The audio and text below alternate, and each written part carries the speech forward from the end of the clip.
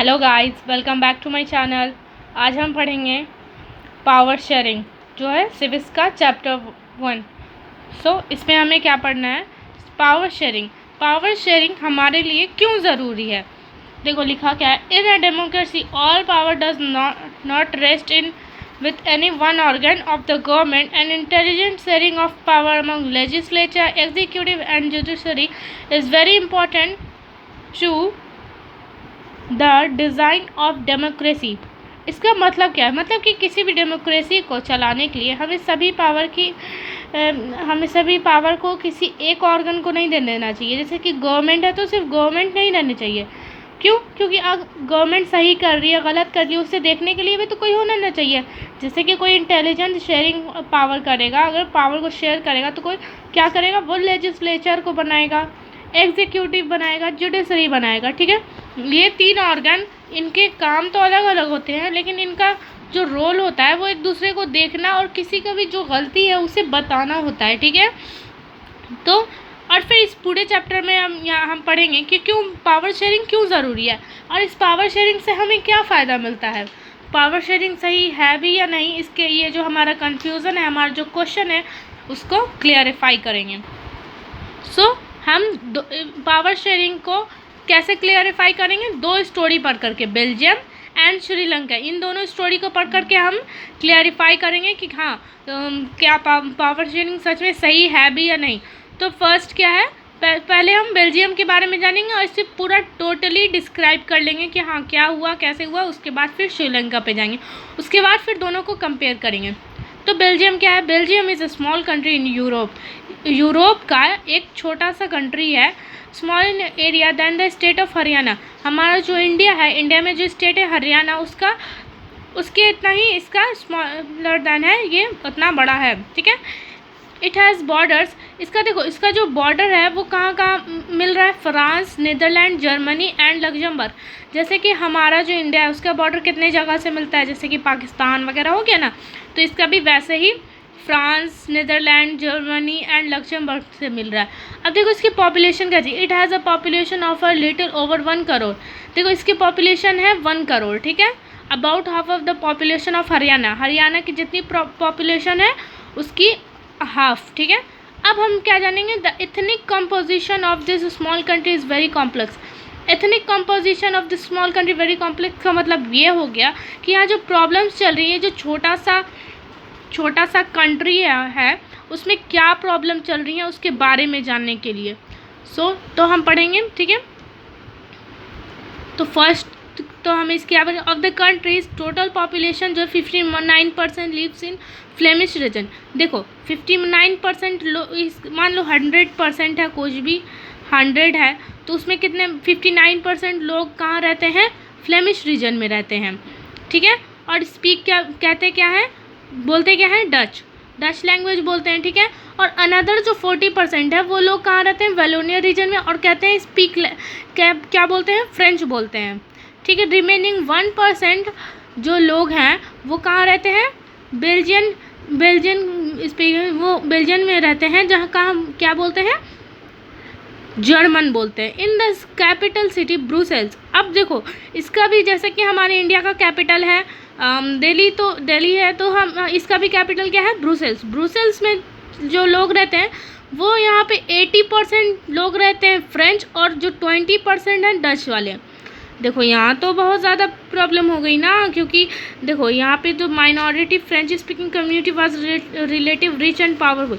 देखो पहले बात समझो, हुआ ये कि जहाँ पे देश में, कंट्री में तो भले ही फ्रेंच बोलने वाले लोग कम थे, डच बोलने वाले ज़्यादा थे 59%, लेकिन अब क्या हो रहा है? और इसी का अपोजिट जा रहा है ब्रुसेल्स में, जो कैपिटल है बेल्जियम का। ब्रुसेल्स में क्या हो रहा है? 80% जो लोग हैं वो फ्रेंच बोलते हैं और 20% डच बोलते हैं, और जो फ्रेंच बोलते हैं ना उनको देखो क्या कि वो भले ही माइनॉरिटी में क्यों ना हो, लेकिन फ्रेंच स्पीकिंग वाले जो कम्युनिटी हैं वो रिच हैं, पावरफुल हैं, मतलब कि उनके पास अच्छी इकोनॉमिक डेवलपमेंट है, अच्छा एजुकेशन है। लेकिन उसी की जिससे अगर हम जहाँ पे डच स्पीकिंग कम्युनिटी को देखें, देखो यहाँ पे लिखा हुआ है ना, डच स्पीकिंग कम्युनिटी को अगर देखें तो उनका जो बेनिफिट है इकोनॉमिक डेवलपमेंट का वो काफ़ी कम है, और एजुकेशन के तौर पे देखें तो वो भी कम है। This lead to tension between the Dutch speaking and French speaking communities. देखो इन दोनों की इस कारण से क्या हो गया कि दोनों ही कम्युनिटी के बीच में बहुत ही कम्युनिकेशन होने लगे, कॉन्फ्लिक्ट बढ़ने लगा। तो 1950 किसके दौरान, किस ईयर के दौरान, तो 1950s एंड 1960s के दौरान the tension between the two communities were more acute in Brussels. ठीक है, तो ब्रुसेल्स में वो बढ़ता गया। Brussels present A special problem, the Dutch speaking people constitute majority in the country but a minority. देखो ये बात तो मैंने बता ही दिया कि डच स्पीकिंग वाले जो हैं वो मेजॉरिटी है में कंट्री में है, लेकिन माइनॉरिटी में कैपिटल में, ऊपर से इनकी जो इकोनॉमिक डेवलपमेंट है वो भी बहुत कम है। देखो इसके बाद हमें श्रीलंका के बारे में दिया हुआ है, लेकिन मैं पहले तुम्हें ये पढ़ाऊंगी क्या बोल जाता है। इसका जो बेल्जियम है, जैसे कि मैंने बताया कि बेल्जियम के बारे में पूरा डिटेल वाइज पढ़ लेंगे, उसके बाद फिर हम दूसरा देखेंगे। ठीक है, तो ये आ गया हमारा एकोमोडेशन इन बेल्जियम। इसका मतलब क्या है, जो वहाँ पे जो प्रॉब्लम चल रही थी एथनिक कंपोजिशन में, जो कम्युनिटीज़ के बीच में जो कन्फ्लिक्ट था, उसे कैसे गवर्नमेंट ने सही किया या किया भी या नहीं किया। तो क्या देखें, the Belgian leaders took a different path. जो वहाँ के जो लीडर्स थे उन्होंने एक निर्णय लिया, उन्होंने कोई फैसला लिया, तो उसके बारे में जानेंगे। They recognise the existence of regional diversion and cultural diversity between 1970 and 1993 the amended their constitution 4 time. देखो क्या हुआ कि 1970 जैसे कि 1950 1960 के दौरान उन लोगों में कन्फ्लिक्ट बढ़ गया था कम्युनिटीज़ में, दो कम्युनिटीज़ में, फ्रेंच और डच वाले में। तो इस 1970 से 1993 के बीच में क्या हुआ कि इन जो हम वहाँ के लीडर्स थे, जो गवर्नमेंट थे, उन्होंने क्या किया कि यहाँ की जो कॉन्स्टिट्यूशन है उसे 4 बार बदलाव किया इसमें। अब 4 बार क्या बदलाव किया, अरेंजमेंट किया, उसके बारे में देखें। देखो, here are some the elements of Belgian models. ठीक है, ये कुछ एलिमेंट्स हैं जो बेल्जियन मॉडल में हुए।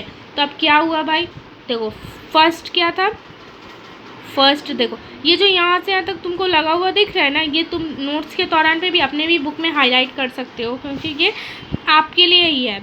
ऐसा नहीं है कि मैं पढ़ा रही हूँ तो मेरे लिए है, ऐसा नहीं है। ये सब इम्पॉर्टेंट वर्ड्स हैं जो कहीं पे भी कुछ भी पूछा जाए तो ये लिखना है।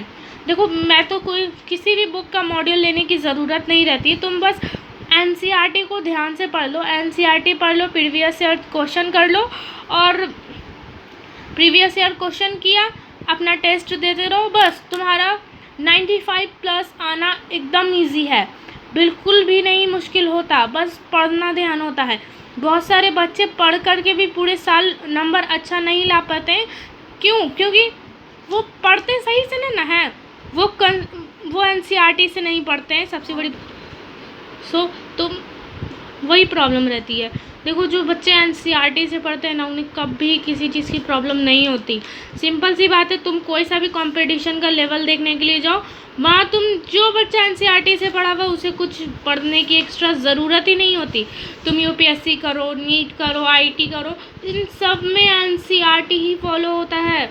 और तुम्हारा जो मेन बोर्ड का एग्ज़ाम है अभी, उसमें एनसीईआरटी फॉलो होता है, एनसीईआरटी से ही क्वेश्चन बनते हैं, तो इसलिए एनसीईआरटी ज़्यादा ध्यान से देखो। तो ठीक है, इसका फर्स्ट क्या है, constitution prescribes that the number of Dutch and French speaking ministers shall be equal in the central government. देखो ये क्या कहना जा रहा है कि अगर मान लो कि 40, अगर मान लो कि तुम्हारे पास 100 मिनिस्टर्स हैं, तो तुम क्या करोगे, 50 और 50 में बांट दोगे, किस में, डच और फ्रेंच में, मतलब कि 50 डच में रहेंगे और 50 फ्रेंच में रहेंगे मिनिस्टर्स इक्वली सेंट्रल में।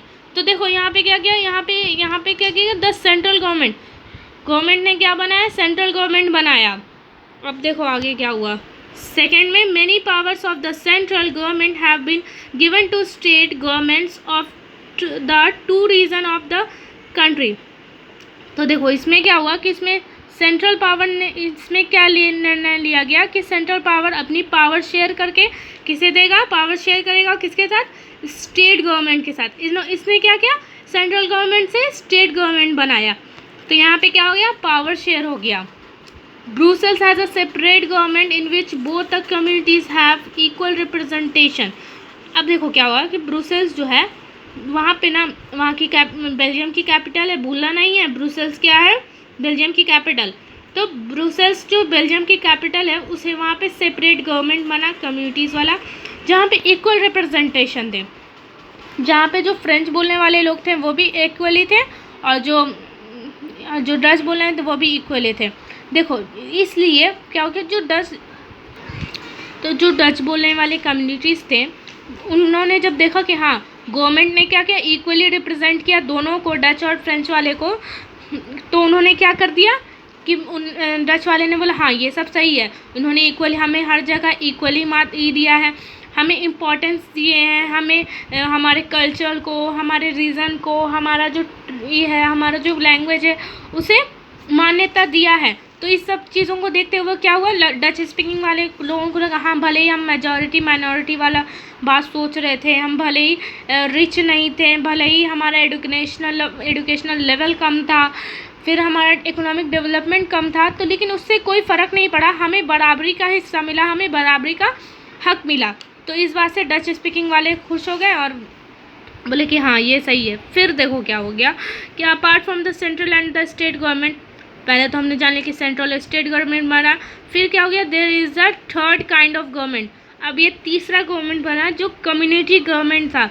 देखो community government is elected by people belonging to one language community.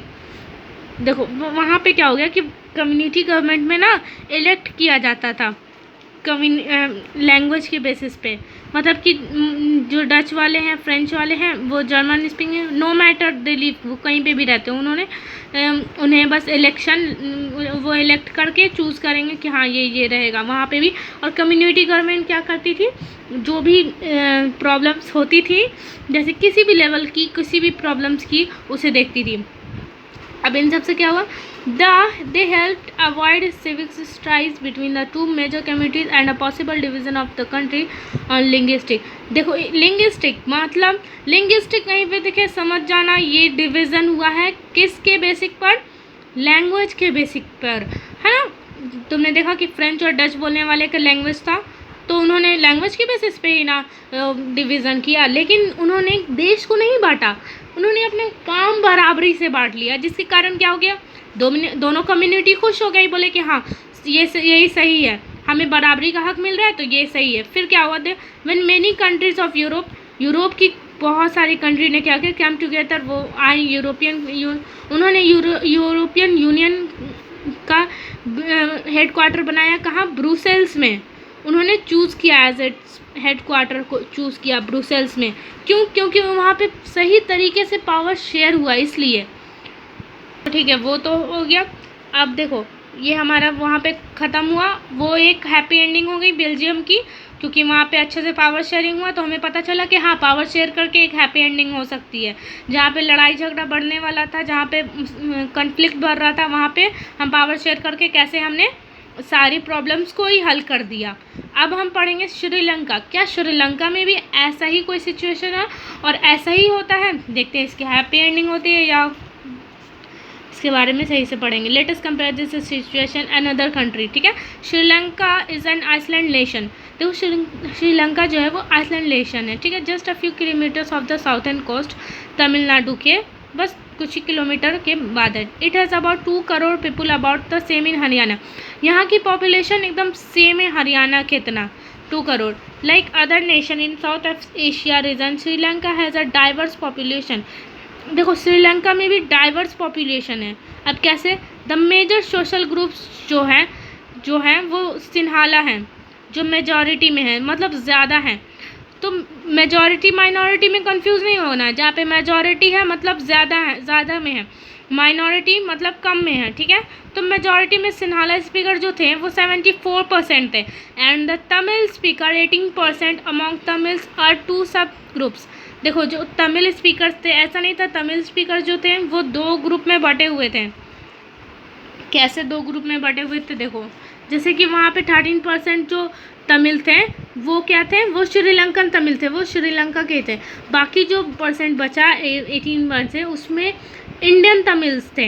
Indian Tamil कैसे? वो कॉलोनियल पीरियड में प्लांटेशन वर्कर बन करके आए थे, वहाँ गए थे। ठीक है, अब प्लांटेशन वर्कर किसका? Tea worker, as a tea worker, ठीक है। तो Tamil are concentrated in the north and east of the country. देखो यहाँ पे जो तुम ये देख रहे हो ना, ये जो जितना भी तुम देख रहे हो, तो ये इसमें क्या हुआ है, जो तमिल है उसने नॉर्थ और ईस्ट वाली कंट्री पे ये है। और ये जितना भी ये जो रीजन देख रहे हो ना, ये क्या हो गया, ये हो गया सिन्हाला। तो यहाँ पर दिया हुआ भी है, जो येलो है वो सिन्हाला, जो ऑरेंज है वो श्रीलंकन तमिल, यहाँ पे जो ब्लैक वाला दिख रहा है वो इंडियन तमिल, और यहाँ जो ग्रेडिश टाइप का दिख रहा है वो मुस्लिम है, ठीक है। तो बस यही था। और देखो क्या प्रॉब्लम थी यहाँ पर, most of the Sinhala speaking people are Buddhist. ज़्यादातर जो सिन्हाला स्पीकर थे वो बुद्धिस्ट ही थे। While most of the Tamil are Hindus, लेकिन तमिल्स में क्या था कि कुछ हिंदू थे और तो कुछ मुस्लिम थे। दे आर अबाउट 7% जो थे वो क्रिश्चियन थे। 7% क्या थे, क्रिश्चियन थे। हु आर बोथ, जो क्रिश्चियन थे वो तमिल, देखो 7% वहाँ पे क्रिश्चियन भी थे, जो तमिल भी थे और सिन्हाला भी थे। बस just imagine what could happen in situation like this in Belgium, that the Dutch community would take advantage of its numeric majority and force its will on the French and German speaking population। देखो जो conflict वहाँ Belgium में हो रहा था कि Dutch वाली majority minority वाला काम चल रहा था, तो यहाँ पे भी उसी टाइप का सिचुएशन। तो क्या जो वहाँ पे हुआ था वही होगा।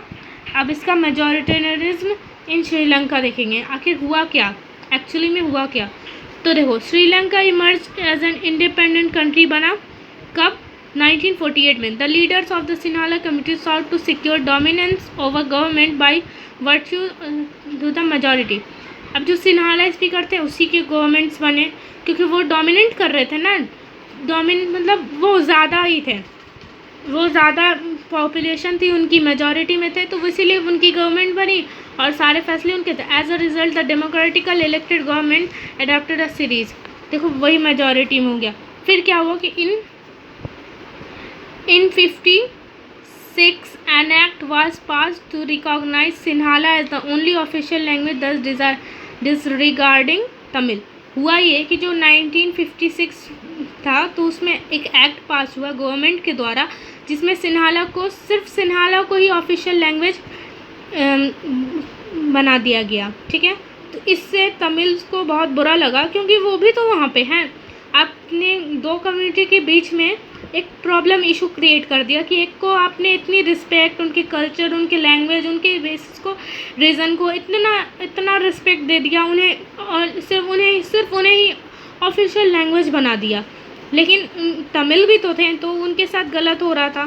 तो the government followed preferential policies that favored Sinhala applicant for university position and government jobs। A new constitution stipulated that the state shall be protected of foster Buddhism।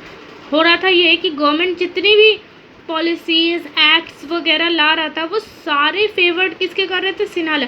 मतलब कि सब सिन्हाला कम्युनिटी के ही फेवर्ड में थे, सब सिन्हाला कम्युनिटी के ही भलाई के लिए थे, अच्छाई के लिए थे। मतलब कि अगर दो व्यक्ति अगर जाता है किसी जॉब के लिए या किसी एडमिशन के लिए यूनिवर्सिटी में या कहीं जॉब के लिए, गवर्नमेंट जॉब के लिए जाता है, तो तमिल को नहीं लिया जाएगा, भले उसकी क्वालिफ़िकेशन वो कितना भी ज़्यादा अच्छा हो, नहीं लिया जाएगा। वहाँ पे सिन्हाला को चूज़ किया जा रहा था, तो ये तो गलत हो रहा था ना। और बुद्धिज्म को सिक्योर किया जाता, वहाँ प्रोटेक्ट दिया जाता था, प्रोटेक्शन दिया जाता। All this government measure coming one after the other gradually increase the feeling of alienation among Sri Lankan Tamil. देखो गवर्नमेंट क्या करती, श्रीलंकन तमिल्स जो थे उनके साथ गलत कर रही थी। हमेशा जितनी भी पॉलिसी वगैरह थी वो सारी बुद्धिस्ट सिन्हाला लोग की इसमें बन रही थी, तो ये तो गलत हो रहा था ना। तो क्या हुआ, देखो as a result the result between the Sinhala and Tamil communities stand over time. तो इन लोगों के बीच में क्या हुआ कि इन लोगों के बीच का जो स्टैंड ओवर ख़त्म हुआ, द श्रीलंकन तमिल जो गलत हो रहा था सिन्हाला तमिल्स के साथ, सिन्हाला को ज़्यादा ही दिया जा रहा था, वो ख़त्म हुआ। क्या हो गया कि श्रीलंकन तमिल जो थे उन्होंने लॉन्च किया एक पार्टी को, and struggle for the recognize of Tamil as an official language. उन्होंने मांग की कि तमिल को भी ऑफिशियल लैंग्वेज बनाया जाए। For regional autonomy and equality of opportunity in secure education and jobs. उन्होंने भी और मांग क्या की कि उन्हें भी एडुकेशन के सिक्योरिटी वगैरह मिले, इक्वालिटी मिले, इक्वालिटी मतलब बराबरी हक मिले। लेकिन but their demand for more autonomy to province populated by the Tamils was rapidly denied. लेकिन इनकी डिमांड को बिल्कुल इग्नोर मार दिया गया, जैसे कि कुछ हुआ ही नहीं हो। बाय 1980s several political organization were form demanding independent Tamil Eelam state in northern and eastern parts of Sri Lanka. अब तमिल ने क्या किया कि उन्होंने एक नारा लगाना शुरू कर दिया कि हमें इंडिपेंडेंट कर दो, हमें जो नॉर्थन ईस्टर्न पार्ट है उसे अलग कर दो श्रीलंका से, हम अपना देश चलाएंगे भाई, हम रहेंगे ही नहीं इस हालत के साथ, हमें अलग देश चाहिए, हमें आज़ादी चाहिए, इंडिपेंडेंट चाहिए, हम खुद का गवर्नमेंट बनाएंगे और खुद राज करेंगे, छोड़ो नहीं रहेंगे तुम्हारे साथ। लेकिन ऐस चीज़ को भी नहीं माना गया। The distrust between the two communities turn into wide spirit conflict. देखो ये जो गलत हो रहा था, इक्वालिटी नहीं मिलती, अनइक्वालिटी की वजह से कॉन्फ्लिक्ट बढ़ गया, it's soon turn into a civil war, वो एक सिविल वॉर में बदल गया। तो देखो इन दोनों ही कंट्री में कहा देखा कि कहाँ बेल्जियम ने कितनी इजीली सब अपने कॉन्स्टिट्यूशन में 4 टाइम्स चेंजेस किए और सब कुछ नॉर्मल कर लिया। लेकिन श्रीलंका में ऐसा नहीं हुआ, श्रीलंका में पावर शेयर नहीं हुआ, जहाँ की बेल्जियम में पावर शेयर हुआ लेकिन श्रीलंका में पावर शेयरिंग नहीं हुई। उसके कारण क्या हो गया कि श्रीलंका जो था वो सही से नहीं रह पाया, वो उसके बीच में क्या हो गया, सिविल वॉर हो गया। पढ़ा ना तुमने, सिविल वॉर।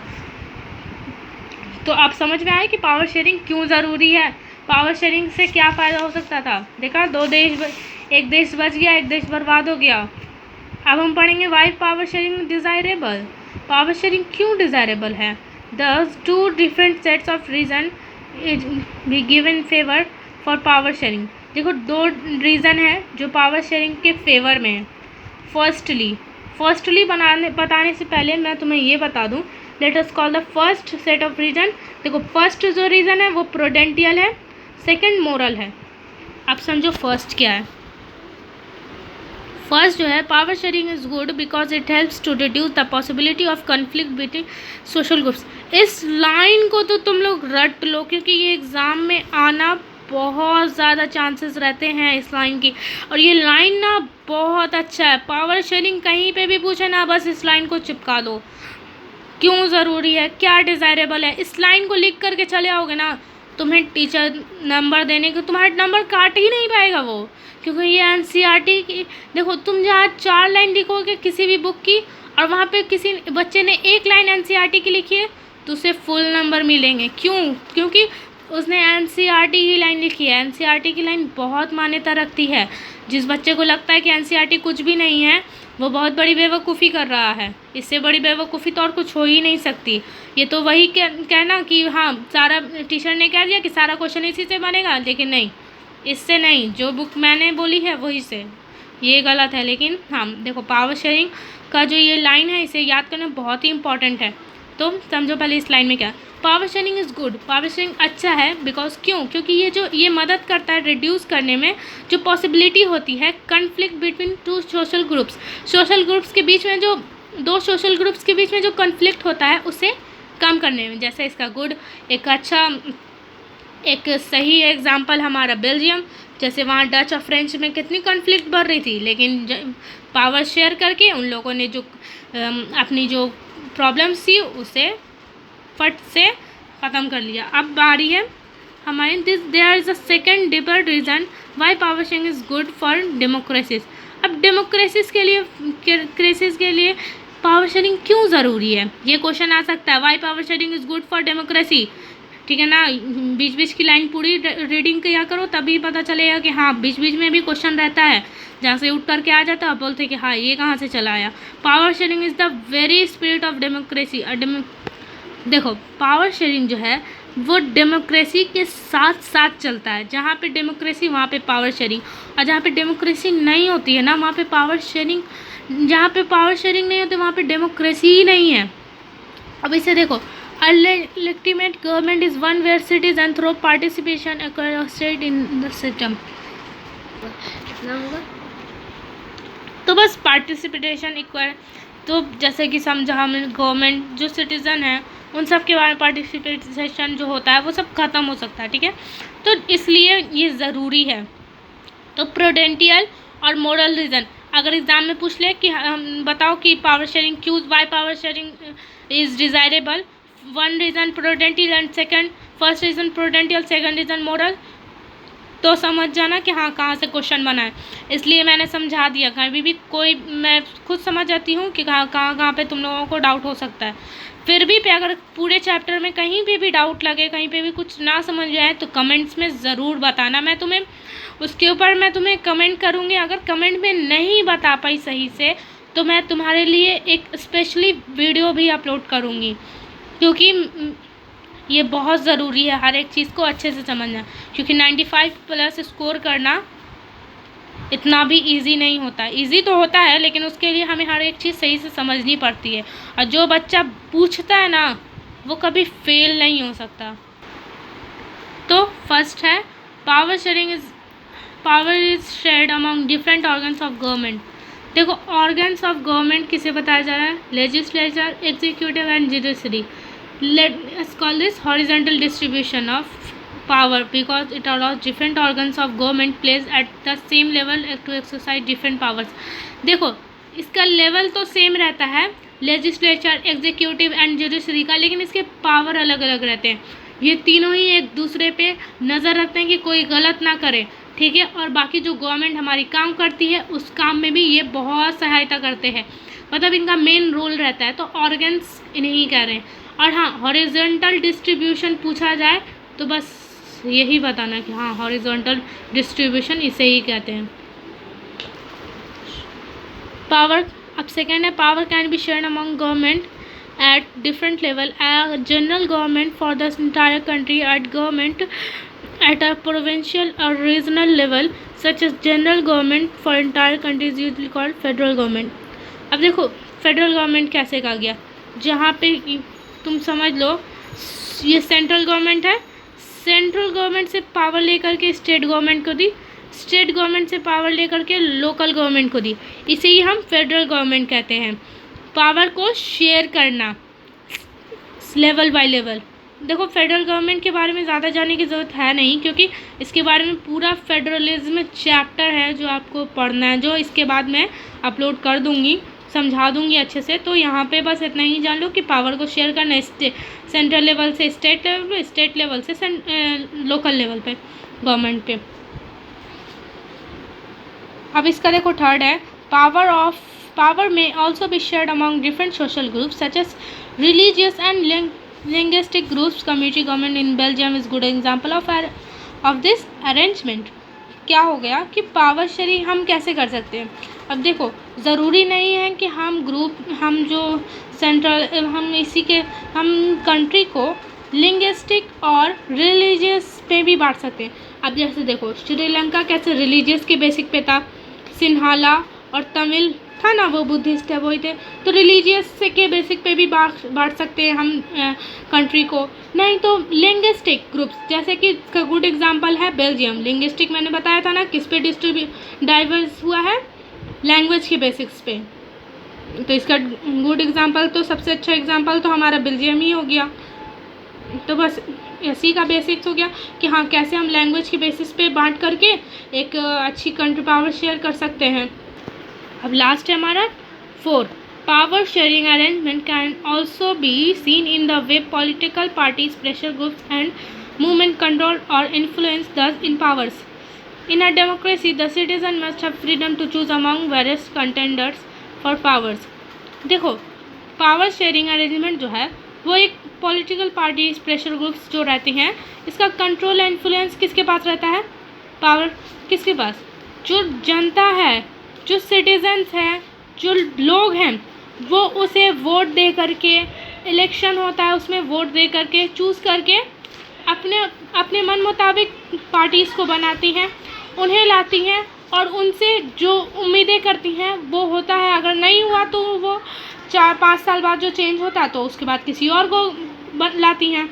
तो यही बात होती है कि हाँ जो हमारी पार्टीज़ हैं ये सारे पावर्स, जो मेन पावर्स रहते हैं वो सिटीज़न के पास रहते हैं, ऐसा नहीं है कि ये जो पार्टीज़ हैं ये सब हमारी सेवा के लिए हैं, जो सिटीजन्स हैं उनकी सेवा के लिए, मतलब कि जनता के लिए, ठीक है, तो उन्हीं के लिए।